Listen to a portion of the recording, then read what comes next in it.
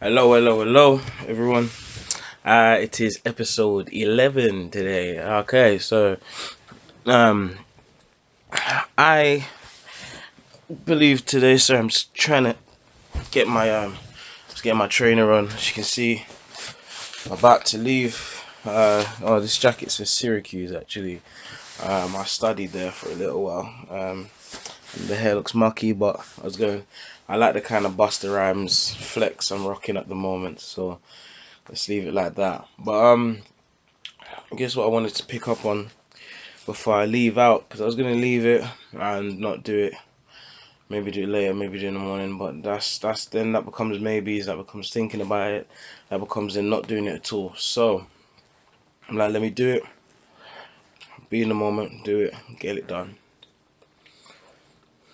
What I wanted to come in with today's episode is something, um, and I want to come in with the word doubt, um, and impatience. It's more doubt, but it's a bit of impatience. And I know this is something you might already know. It's something that's general and everything like that. But as I said, it's process. I've missed like a day or two.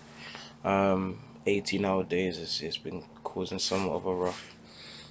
Um, but uh, I want to say doubt, and it's all in the process in reference towards me making this film and then on. But what I mean by this on this occasion is it's funny. This is the second film I'm making. Second feature film I'm making.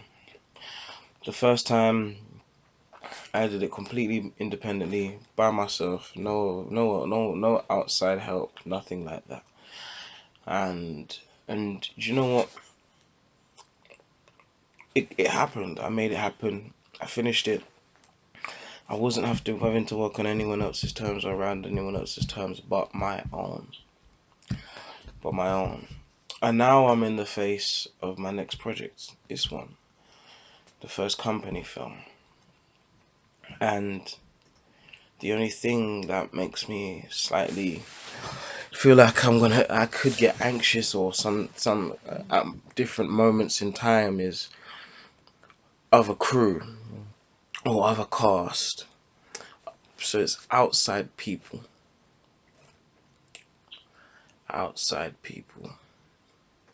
Do I really have to cast myself as some of these characters again? You know, do I really have? I'm trying to create a project and just be one actor in one role. Yeah, I've written it. Yeah, I'm gonna be adding my direction and stuff, and have an assistant AD, have a film man, all of that. But sound person, sound woman, sound girl, film woman. But it's like certain roles. Why have you not replied? Like, why is there such delay? Sometimes, you know. And maybe it's no one else's. Maybe it's not no one's fault. Maybe it's just mine. And I just kind of want this to go like that, you know. But maybe that's my fault there. Hence why I said a bit of patience before when I said I wanted to talk to you about the topic today. Um, but the doubt side is what I wanted to focus on, and I wanted to highlight the fact that no matter who you are, where you are, what position you are in life, whether you have a million, 10 million, 50 million, 100 million, a billion, you have doubts. Yeah, you could say how can I categorize for those people now, but because I'm not in the echelon of them. Okay, fair enough.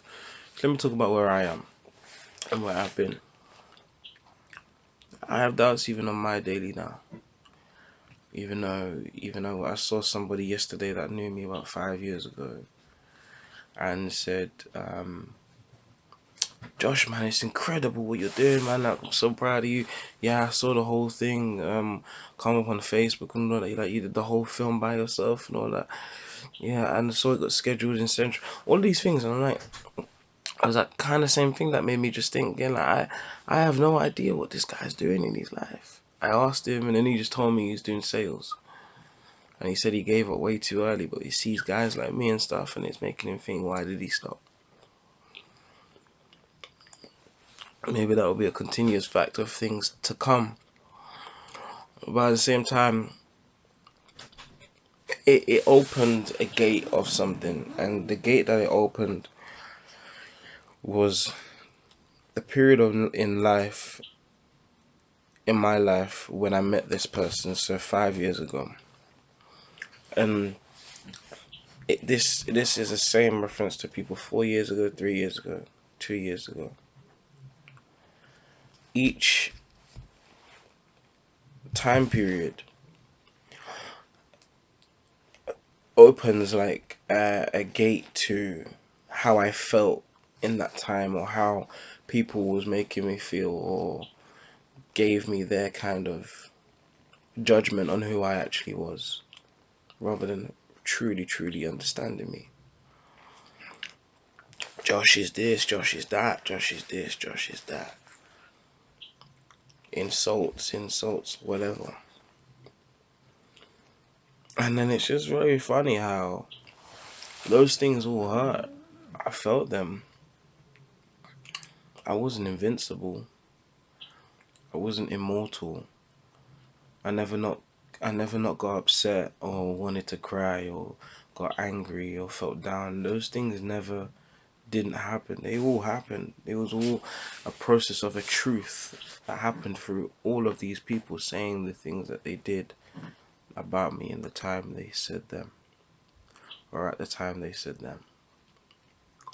And these things scale up, and they make you have these doubts, and these like sad reflections on, like, will it be okay? Will it be okay? Will I be okay? Will everyone I love be okay? Will it all manifest the way that I want it to manifest, and I'll be able to do the best I can for these people? Will that all come to pass? And it's just one of those things where I just kept going. That's the one thing I did do. Beyond any emotion that delayed me or upsets me, I did and do just keep on going. And then I see these people popping up out of nowhere from my past. Just popping up. It's mad, man. In the last 6 months, I've seen quite a few of them, or heard from quite a few of them in some way. And they then want to commend me on what I'm doing, or acknowledge what I'm doing, and want to then come and work with me. And I'm not against it. I'm really not. The only way I wouldn't is if, like, for some people's cases, I don't know, maybe I just never thought that you conducted yourself, in a passionate way. For me, self-belief is everything. Not just you seeking an opportunity because you've seen an Easter egg or a golden egg in front of you. I'll just unpack that one just a little bit, just to clarify what I mean. For me, in fact, I'll explain it in this sense. I have my... Alright, yeah, I got this. So, there was this event with this company called Next Up Talent, just in November last year. And this was everyone that's in it. If you actually can see the picture carefully, and you can see everyone's faces on that, maybe you can. Yeah, might not be able to identify everyone's faces, but you see the amount of people that's in that photo. And the only person in that room that's not in that photo that was also there is myself. I took the photo, as well as many photos I took for that event. and I also became assistant stage manager, something I've never done as a role in my life. And I selflessly worked my butt off and sweated and was tired, and I did my hardest, very, very hardest. I'm just looking through some of these headshots that are in here. Again, I did my very, very hardest to make sure every one of the actors in this showcase looked amazing on that stage. In my power of what I could do, I made sure I helped organize the best I could and help provide the best I could to make sure they all looked good in front of people like Sky, BBC, all of these incredible platforms. And yeah, I'm an actor myself. Yeah, I did that for others. Now, I'm grateful that I had the opportunity to be able to do that. I am grateful. I didn't expect anything in return. And to be honest, when I first signed up onto it, I didn't expect to be even paid. I did it because the woman that was leading it, I could see and I felt that she was coming from a place of passion. A mad, mad place of passion. And for me, that's all I need. Don't get me wrong, like, if in a certain position or whatever, and if the opportunity provides a specificity where these people have these kind of funds or whatever to acquire you for a certain amount, then yeah, deservedly you should be treated like that. But if not, and it's the passion that a person has to give and the love, then you should do your best, I think, to be a part of that. And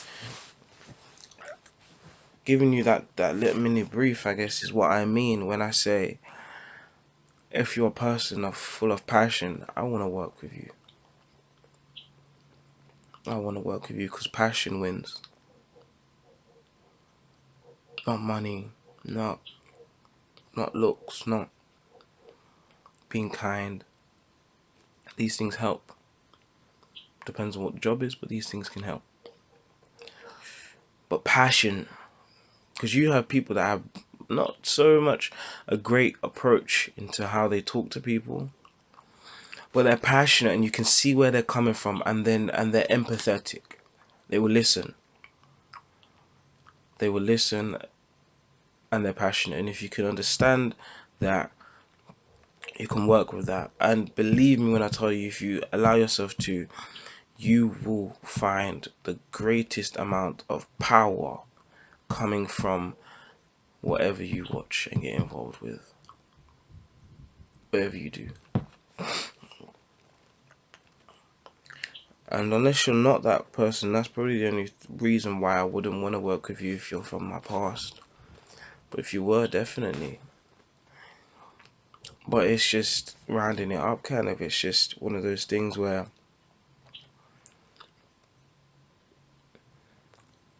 doubt is such a major thing. Because even when you can have great, immense levels of passion, sometimes you just think, can I? Will it? I don't know.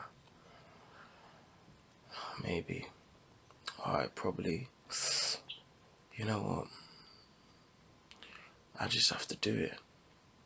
That's what you then just have to come to. But doubt will happen. It's inevitable. It's part of it. It's what makes the journey beautiful. That doubt. And if you embrace it, if you hug it, if you hold it, it will embrace you and it will channel through you like nothing ever has.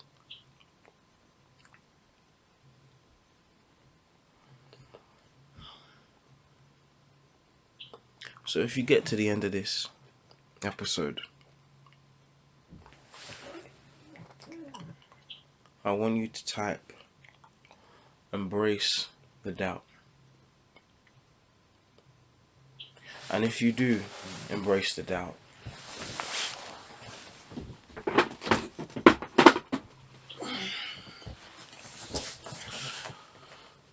you'll be able to come to a point that you'll have something like this.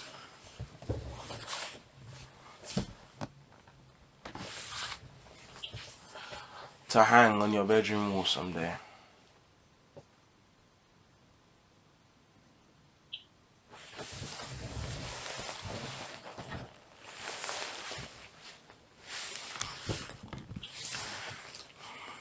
And you may have more than them, or you may not have one at all.